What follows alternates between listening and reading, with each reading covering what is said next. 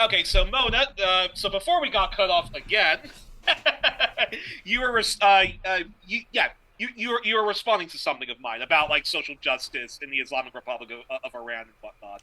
Yeah, so this, Oh, actually, uh, no. I remember. Okay, so I was explaining to you how I saw this interview on Moderate Rebels, and they were interviewing an Iranian who was explaining the interesting political dynamics in Iran. So Ahmadinejad's party, for example, very socially conservative, but on the economic matters, on socio-economic matters, very left wing, whereas the sort of reformists, the people who would like the Islamic Republic of Iran to be much more socially liberal, socially tolerant, feminist, and minority rights.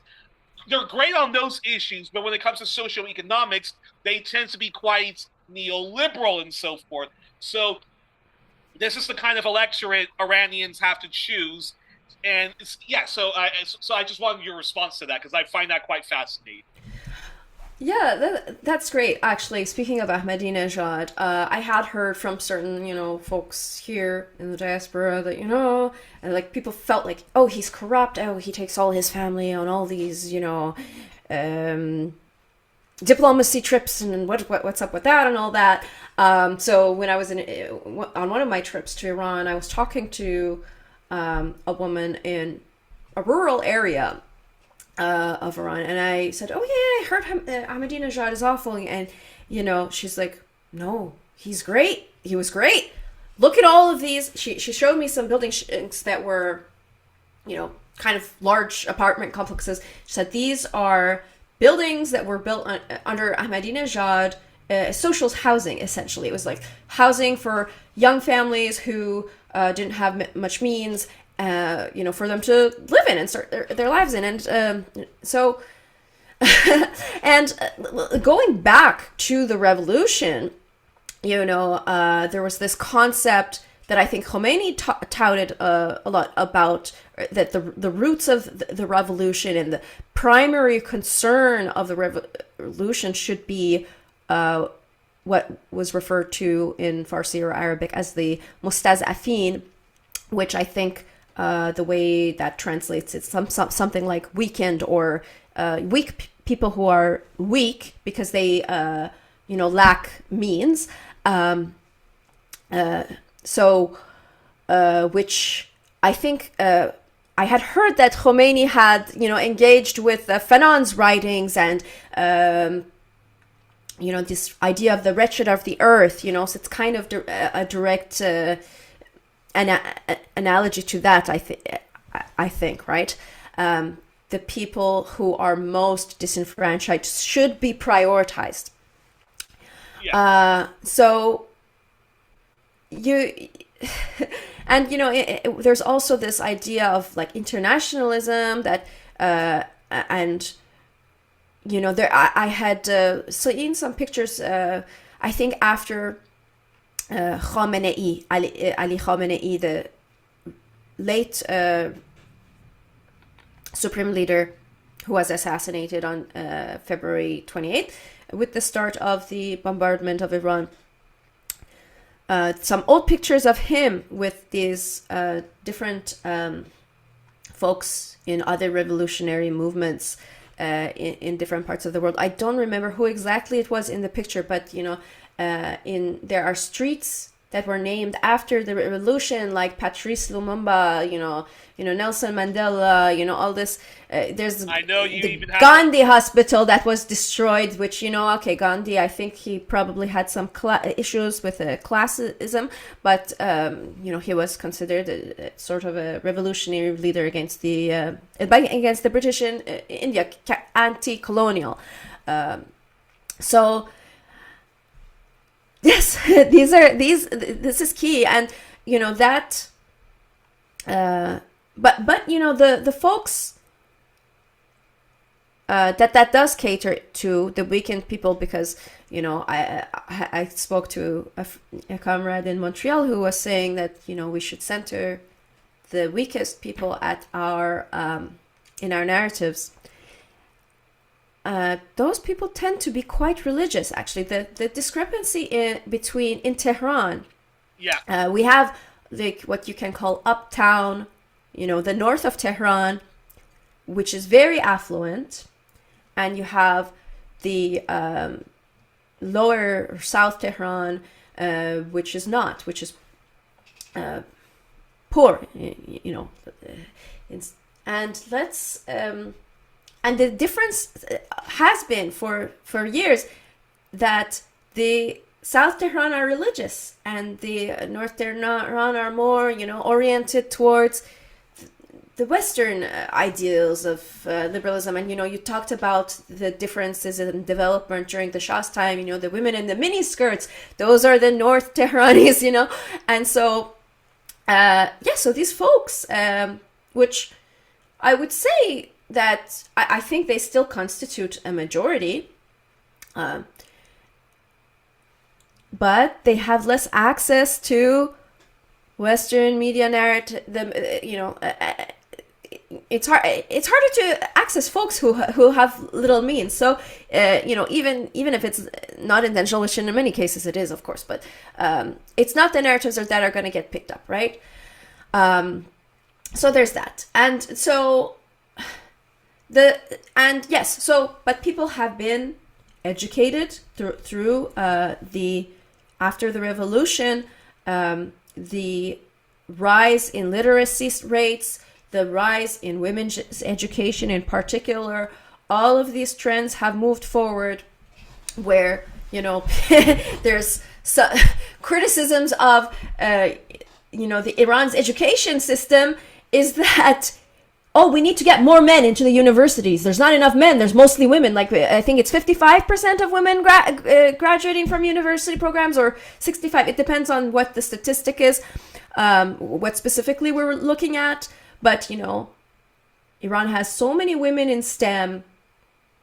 I would say, I think, I haven't gone to university or worked there, but it would seem that the problem we have with STEM in a lot of Western countries is not the case in Iran. So this is a trend that is ongoing, and with that, and with sort of the internet and all, folks change. It's with education. The feminism in Western countries came in part and sort of in dialectic with through education, right? So through education, you become more oriented towards, sort of these ideas, that, Iran was a patriarchal society, and, less and less it's the case in terms of people's individual aspirations, right? Because women, at the time of the revolution,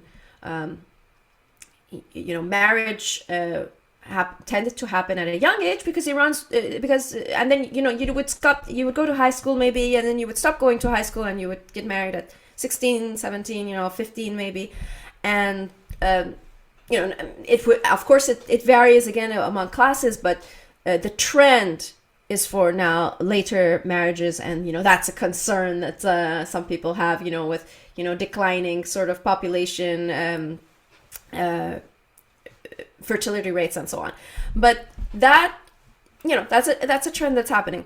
And so I think the shift is going to happen. And yes, you talked about neoliberalism, and that kind of brings me back to this Westoxification idea, because I think there's kind of a correlation between the folks. It's kind of this idea of looking to the West and seeing, okay, what are they doing, which is what Jalal Ahmed was critical of. He said we should build our own, we should build infrastructure, we should build their industries, but, based in our own culture, in our own roots, in our own values.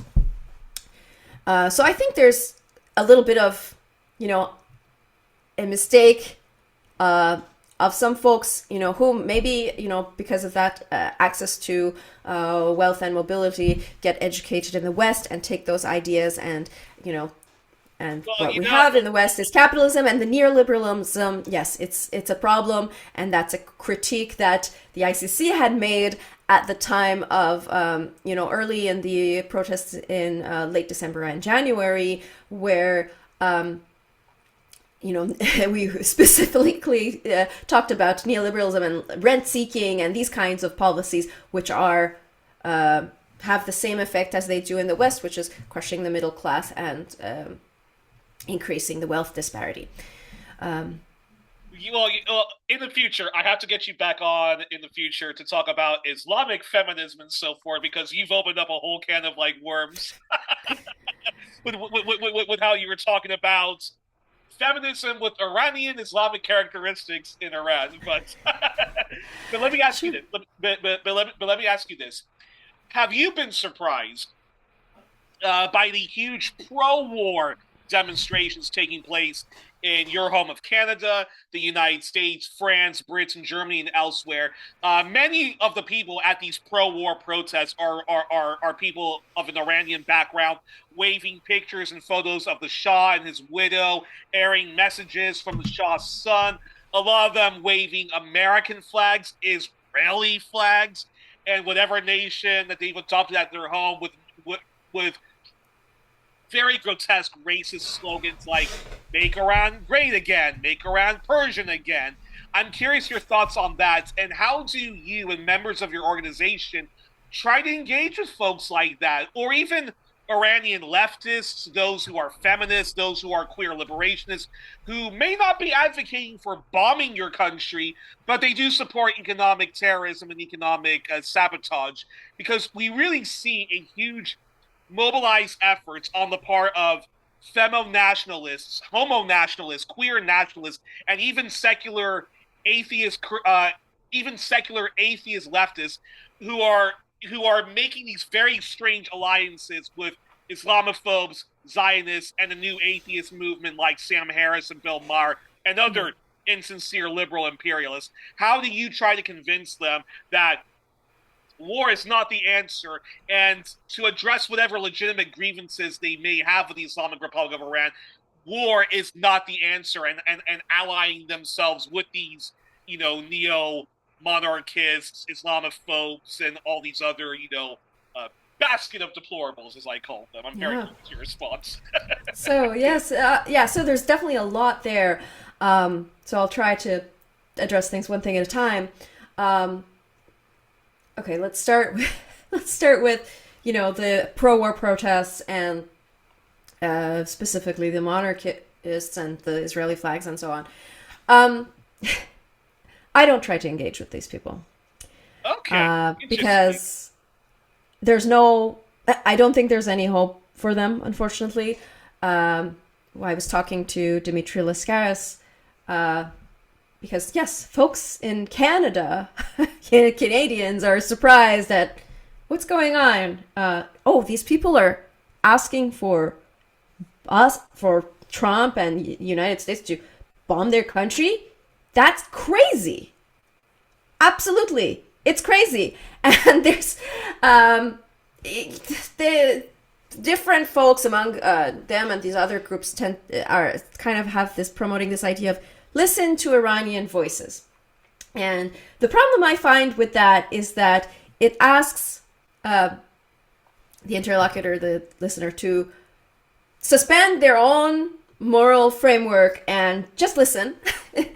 And that's problematic because, I think that people should, when something seems off, maybe it's because it is. And so, these alliances are either severely misguided or, intentional, sort of, as I said before, allying with power. And you said, make Iran Persian again. Iran is an ethnically diverse country. Persians are simply one ethnicity within this extremely ethnic diverse country. So I do take issue with folks in the diaspora who even use this term Persian to refer to themselves instead of Iranian, because that's an ethnic identity. And however, I think what it is being used for specifically is Persian as opposed to Arab. You talked about that woman who said, the comedian who said Iranians get confused with the Iraqis. It's partly because of the name. It's partly because of lack of understanding of geography, and the solipsism of Western, especially American culture, I guess. So there's this confusion, but there's an effort to distinguish between Iranians and Arabs, Iranians or Persians and Muslims. And that is, first of all, as I said before, it's historical revisionism to a certain extent. And it's something I take huge issue with from my moral framework, as when I ran for the board of the Congress, part of my my bio was that I'm in favor of establishing dialogue between Iranians and other marginalized groups in Canada, other folks of color. I may be white passing, but I don't consider myself a white person because that's not my sort of point of reference and the relationship that I have to society. And also, I mean, I don't wear the hijab now, but I wore it for many years, and that's a personal choice. But but that means that I have that understanding of that relationship, how people look at you as a Muslim in society, and as a person who is a minority, right? And as I said before, it's a mistake because in the end, that racism will come hit you. And we see in the ICE raids and all of everything that's going on in the States. To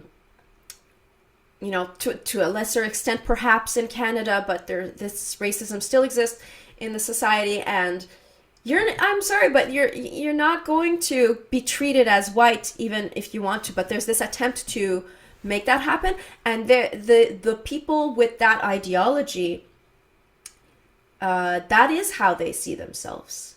They have an ethnic supremacist ideology.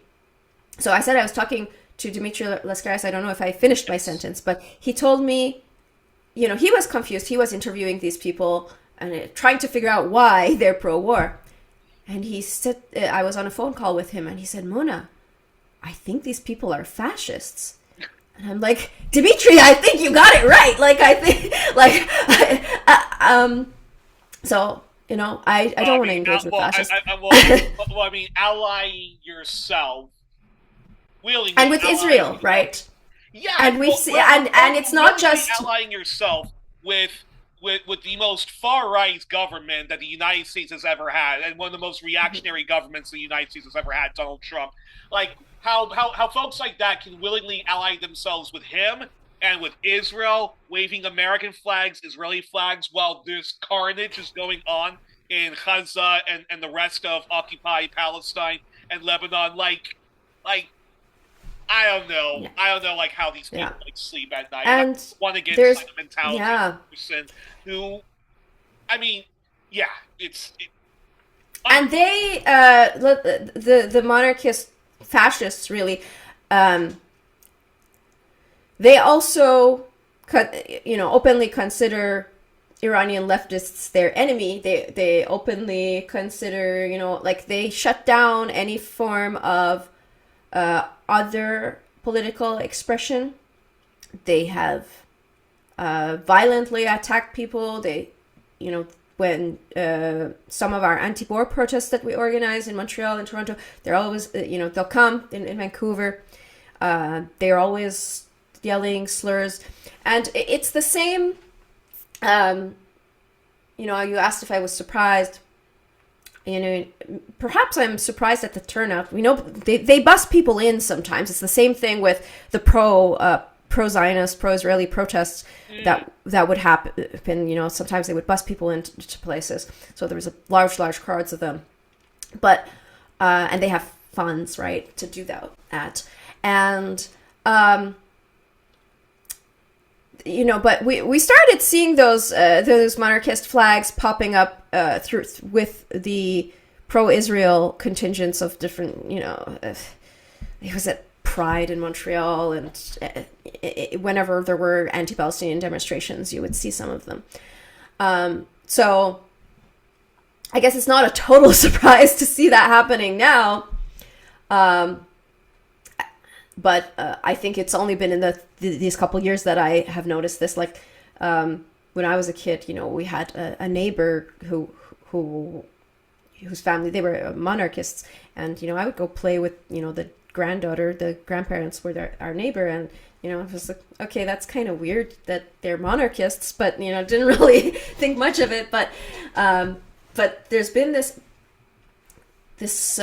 trend of I guess people call it mass hysteria, I guess, in response to recent events. I don't know, like, what's going on exactly with them, but you see, in some of the interviews that folks do on the ground with them, like, they say absolutely crazy things. So, yeah, moving on, I think. But the problem is that there's lots of effort. There has been lots of efforts to really target specific Iranians. I mean, maybe not leftists, but just also left-leaning, like socially liberal, like Iranians, who are also, left-wing in their, like, economic views. So there's been lots of efforts to target them, to target feminist leftists, and also queer liberationist leftists.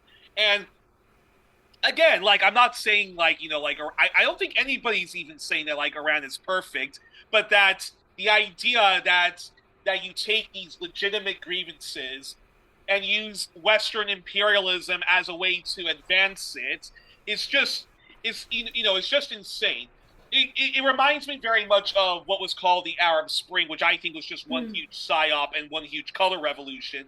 There were legitimate grievances. There were people who were complaining about economic deficiency and so forth, and they basically wanted more left-wing policies to be advanced. What happened in the end was when those same folks, whether they were in Egypt, whether they were in Syria, whether they were in Libya, them aligning themselves with Western imperialism, and a lot of it with Israel at the same time, in the end of the day, those legitimate grievances didn't even get addressed. Egypt is now a far-right military junta. Syria is controlled by I hate the term Islamofascism, but that's the only term I can think of right now. Libya is a hellhole right now, and I think the very people in Iran that were protesting about this and that, I think they were only protesting because yes, there is disparity within wealth and sometimes, but all of the problems that's happening in the Islamic Republic of Iran is because of Western economic sanctions, Western sabotage and so forth like that. So even if the Islamic Republic of Iran was overthrown tomorrow and you do restore the monarchists and so forth, the very same grievances that people are complaining about right now, economic disparity, lack of social mobility, that's not going to be addressed if you restore the Shah and be allied with the United States and Israel, who wants to conserve the grotesque Western neoliberal order. Very curious your response on that. Yeah, well, absolutely. It's dangerous, and it's unfortunate because you mentioned color revolution. I think that's exactly what they were trying to do in Iran as well, and it's very sad. And of course, yes, war sets things back, sets social projects back. Even the infrastructure needs to be built now, and the thousands of years of history in the cultural sites that have also been attacked, that's something that we can't get back. So, yes, this idea that the Shah is going to come and fix things, before the war started, I saw, this idea, some people were floating around, tech people in the on LinkedIn, we're signing these things. Oh, the Shah, the son of the former Shah, who has no credentials. He hasn't lived in Iran for many years. He has no kind of really connection to the society. He has expressed on multiple occasions that he doesn't want to go there. He's happy with his freedoms that he has in America, and he was being promoted as the idea of a democratic transition that's gonna happen in Iran. I mean, and then why would you choose him? My understanding is that his own campaign was actually, there was an article in Politico that said his own campaign was trying to establish him as the only potential opposition voice, the only relevant opposition voice, and they deliberately took this strategy of shutting down other folks. But I think that's already backfired, and like even Trump wasn't taking him seriously. So that's one thing. But at the same time, like the folks, I wanted to mention this at the end of another question that you had. There has been this unfortunate trend that has arisen in Iran over the last several years, because Iran, does have some monetary support for the resistance in Palestine and so forth, and there are so many economic issues, yes, and people had, including, for example, the Tudeh party. If you look at their statements, they said that Iran should not be sending funds there, and the funds should be spent at home, which is based on, so. Oh, that I'm shocked by that.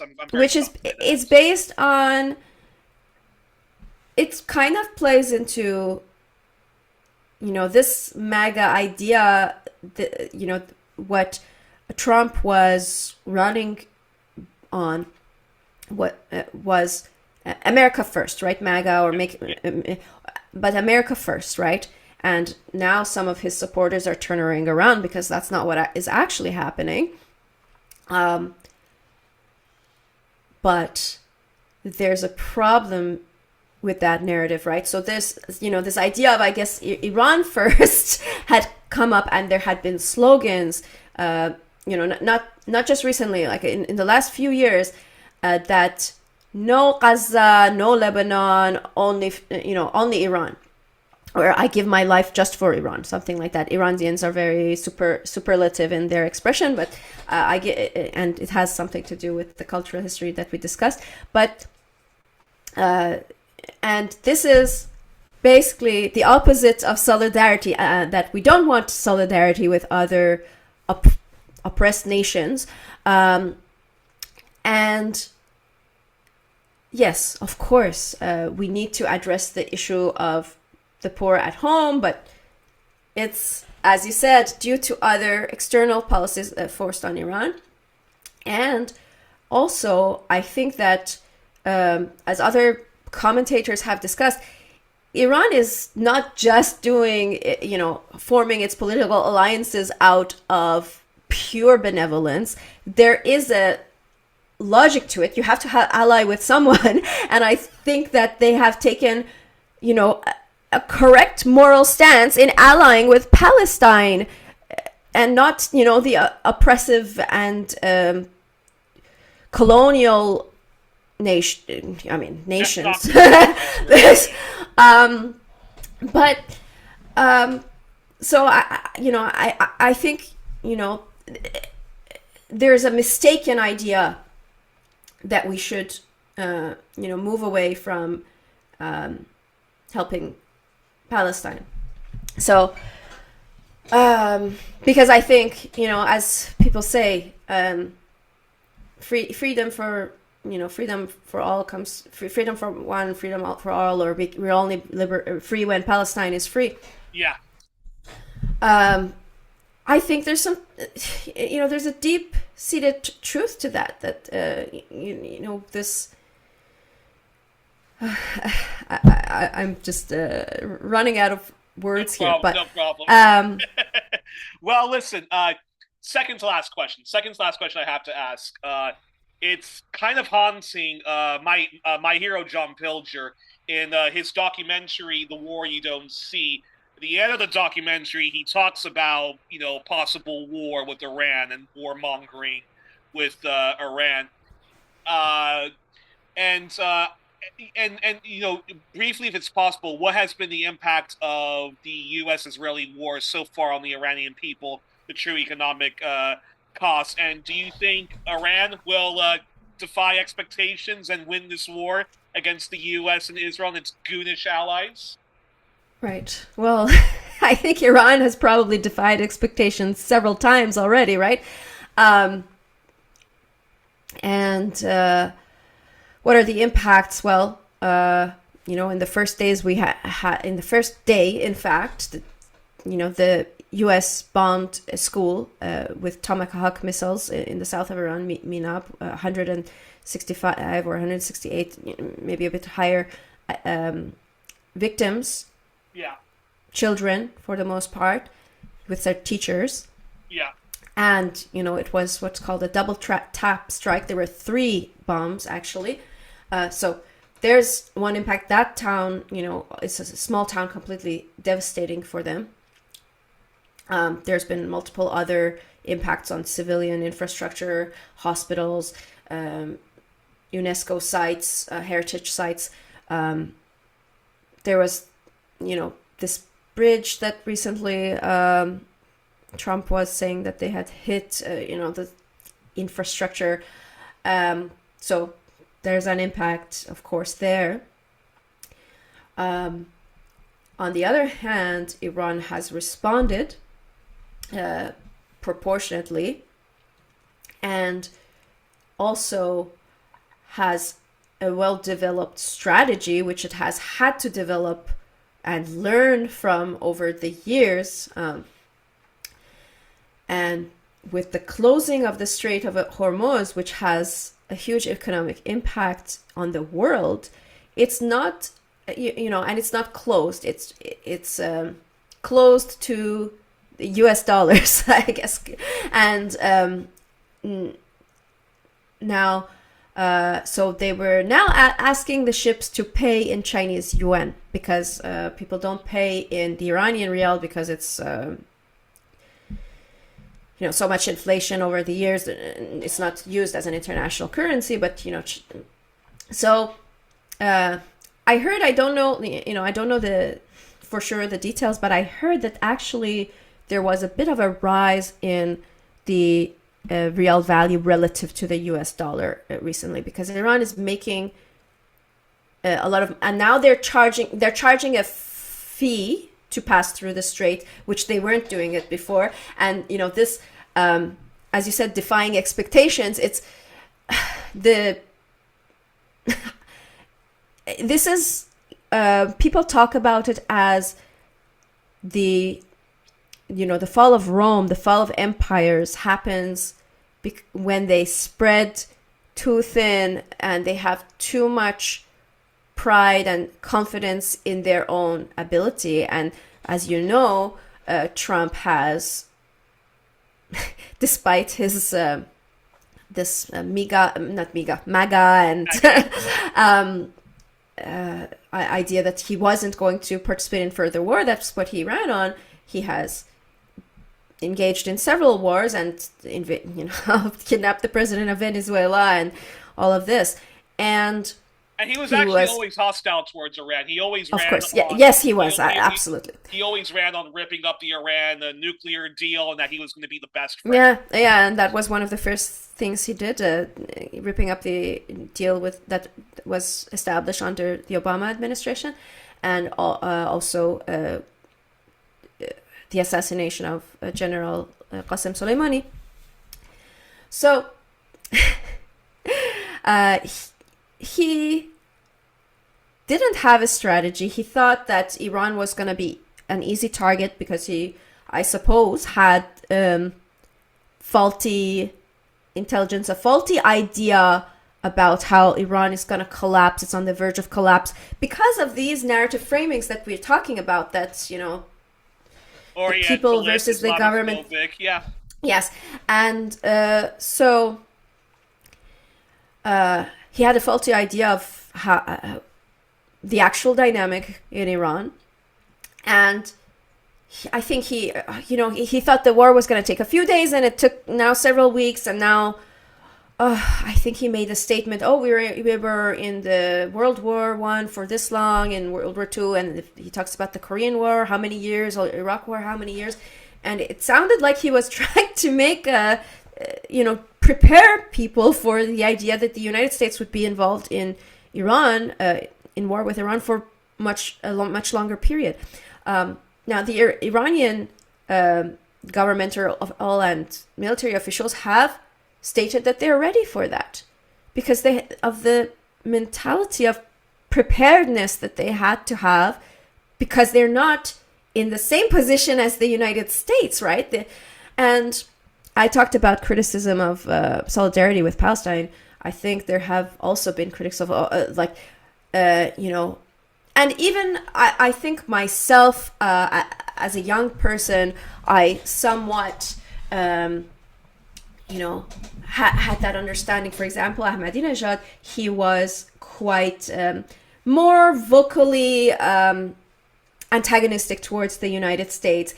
And a lot of young people in the West, myself included, felt that this wasn't a good image for Iran to project. And I did vote for Rouhani, which there's a lot of criticism of him after that, who was more friendly, and they did sign that JCPOA deal. It was under Rouhani with Obama.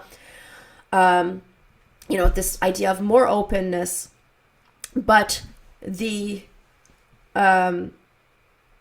what has come to pass, this sort of hostility, which is actually a defensive, position, and the, the nuclear program. Why should Iran even insist upon its nuclear program?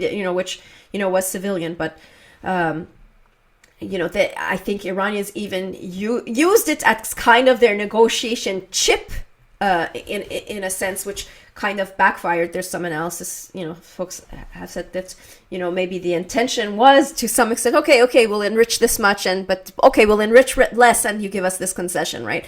So there's there's that. But this, the ballistic missiles that Israel was so intent to insist that if Iran doesn't give up its new ballistic missiles, we will attack. You talked about Libya. Capitulation is not an answer, right?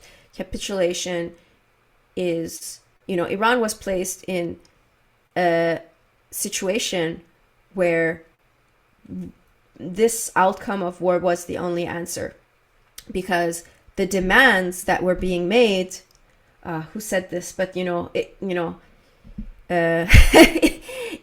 I have some form of defending myself, and you're a bully and you're coming to me and you're saying, oh, give me your gun, otherwise I'm gonna beat you up.